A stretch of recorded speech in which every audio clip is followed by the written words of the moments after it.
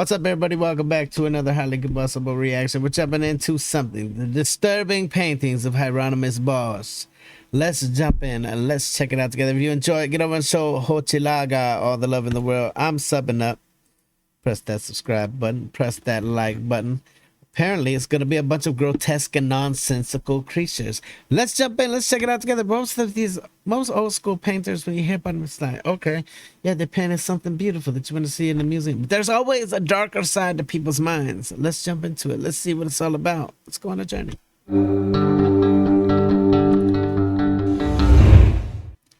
There is no other artist quite like Hieronymus Bosch. Whilst Da Vinci was finishing the Mona Lisa and Michelangelo was decorating the Sistine Chapel, this Dutch painter was conjuring up nightmarish hellscapes, full of grotesque and nonsensical creatures. But why did this artist create such disturbing paintings? Are they the product of a lively imagination, or are they the result of a troubled mind, afflicted by intense and frightening hallucinations?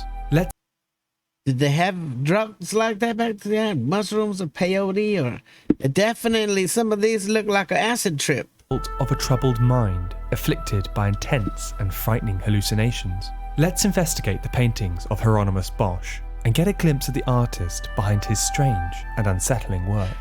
You can't, it's like a train wreck. It creeps you out, but you can't stop looking at it. Look at this.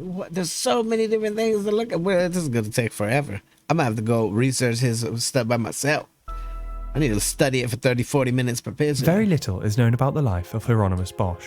Even his portrait, which you can see now, was made 30 years after his death. We do know that he was born sometime during the mid-1400s and probably spent most of his life in the Dutch town of 's-Hertogenbosch.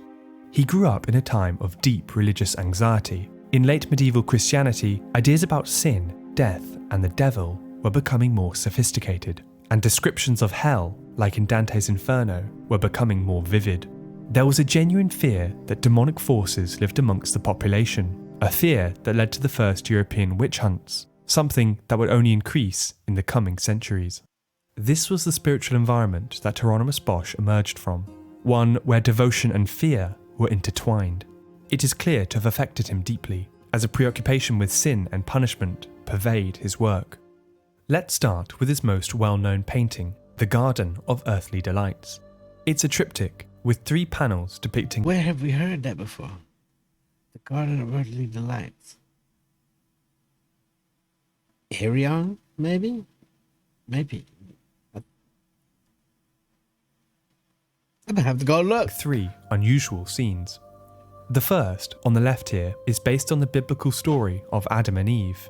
Set in the Garden of Eden, we can see familiar animals like elephants and giraffes, but just below them is a freakish bipedal dog creature. Over here, a frog-mouthed bird eats a toad, and emerging out of this pool are hideous multi-headed reptiles. Even in paradise, there is already a sense of discord, anticipating the horrors that lie ahead. The middle panel is a non-biblical scene featuring hundreds of naked people frolicking in a lush garden. Strange organic structures dominate the background, giving an otherworldly feel to it. The level of detail is astonishing, but highlights include people crawling into this giant egg, a multi-legged dancing owl, and... This is the kind of pictures I need to have hung up in my house. Just so people walk in and they go, what the... Wait, what? There's so many different things that you would just cock your head at. Like, what the... It's going on? Finally, a cute cat-like unicorn. The inhabitants of this panel seem to be indulging in acts of lust and gluttony, 2 yes, they do. of the 7 deadly sins. The last panel is a disturbing picture of hell, with all kinds of eccentric and horrific punishments. At the bottom, we have a pig dressed up in a nun's habit. It's attempting to get someone to sign a pact with the devil. This bird demon consumes its helpless victims, and then defecates them into the cesspool below. Over here, we have a demonic choir master leading a dirge, crucifying a man on a giant lyre. It also appears to be tattooing music onto someone's backside. Some have actually put this to music, and it sounds a bit like this.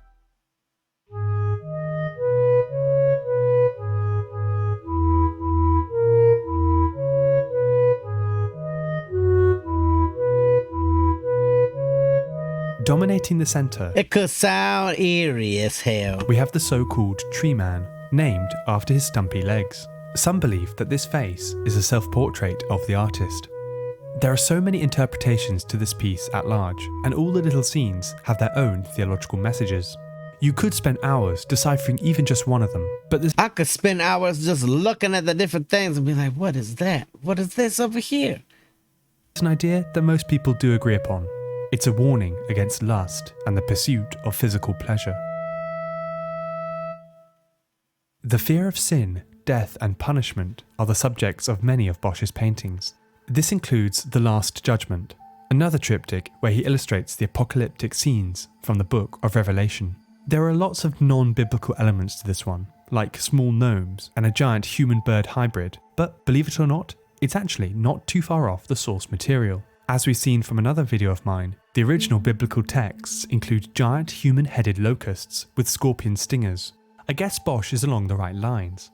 Painting after painting, Bosch conjures up horrific scenes, each more nonsensical than the last. A trademark of his artwork are the freakish creatures, which can be found in many of his surviving sketches, one of which includes the tree man seen from earlier. But where on earth did Hieronymus Bosch get his inspiration from? Yeah. There are many theories, but a popular one claims that he was suffering from intense and frightening hallucinations, an idea which we can explore through this next piece. Many of Bosch's paintings focus on St. Anthony. He was a hermit monk that lived in the Egyptian desert during the 4th century. According to Christian legend, he was often tormented by demons. This painting, The Temptation of St. Anthony, is characteristically Bosch. It depicts the trials this saint is rumoured to have endured, featuring a plethora of monsters, including this floppy-eared ice-skating chicken demon, my personal favourite. An ice-skating chicken demon with a funnel on his head. Bosch made 2 other paintings about St. He likes funnels. Look, there's another funnel right here in this picture, dancing around with a knife and a shield.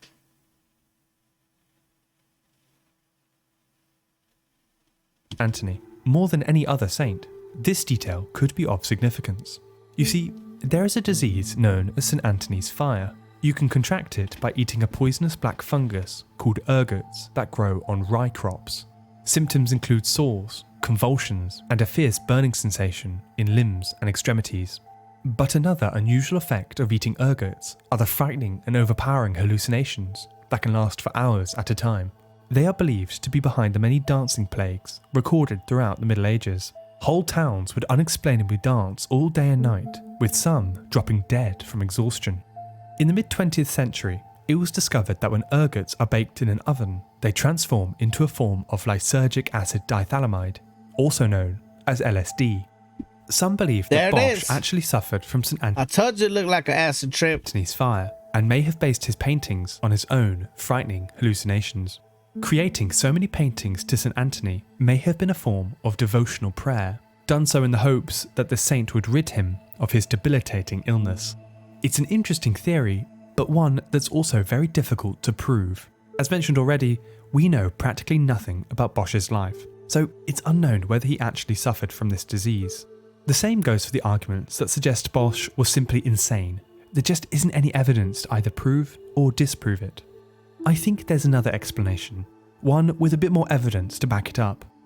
Hieronymus Bosch was not the only artist painting demons. Even Michelangelo did a painting of St. Anthony, where he's being lifted up into the air by grotesque monstrosities. Both artists come from a much longer tradition, the weird world of medieval Christian art. Delving into illustrated Bibles and early animal encyclopedias reveals a whole collection of strange and frightening imagery. Medieval Dr. Seuss characters, some of them. This is insane. I really wish I had done some more art history. Let me dive into the darker side of art. Horrific descriptions of hell, grotesque monsters, and demons galore, all of which predate Bosch and his Renaissance contemporaries. In the margins of many illuminated manuscripts, you can find all sorts of bizarre monsters. Some of them share a passing resemblance to Bosch's work. It's possible, likely even, that he reproduced these creatures in his own work. This is certainly the case with that giraffe as seen earlier. Art historians believe that he based it on an illustration found in an early travelogue, comparing the two, and they share a striking resemblance. People were drawing hell and demons long before Hieronymus Bosch was, but you could say that he perfected it. Yeah, a true he did. Renaissance artist, he took the flat illustrations of old and transformed them by adding perspective and vivid colour, bringing them to life through his ghoulish imagination. Now, of course, not all of Bosch's paintings are demonic hellscapes. As with many painters of his time, he made artworks about the life of Jesus or things that he saw around him. But even in the more mundane topics, you're never too far away from spotting a beastie or two. It is unfortunate that we know next to nothing about the life of Hieronymus Bosch, only a shadow of the man through his paintings.